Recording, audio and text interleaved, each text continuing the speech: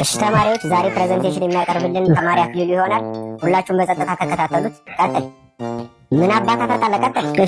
እሺ ፈርስት ቴንክ ዩ ፎር ጊቪ ዚስ ቻንስ ማይ ኔም ኢዝ አክሊሉ ማይ ፋዘር ኔም ኢዝ በላይ ማይ ማዘር ኔም ኢዝ ሬድፋ። ቤተሰብ መምሪያ ያለው መሰለው እንደዚህ ዘሩን ይቆጥርልኛል። ወደ ዋና ጉዳይ ግባ። አንደኛ በእንግሊዘኛ ተናገር።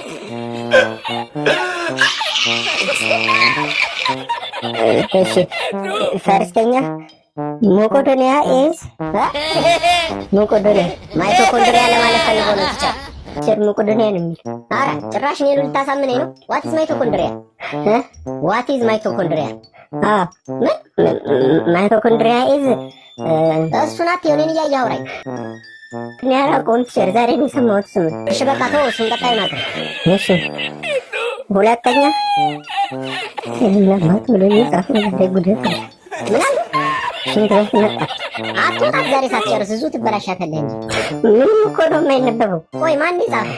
እኔ ምንም የማውቀው ነገር የለም። ኧረ ቲቸር ራሱ ነው የጻፈው። እኔ አዎ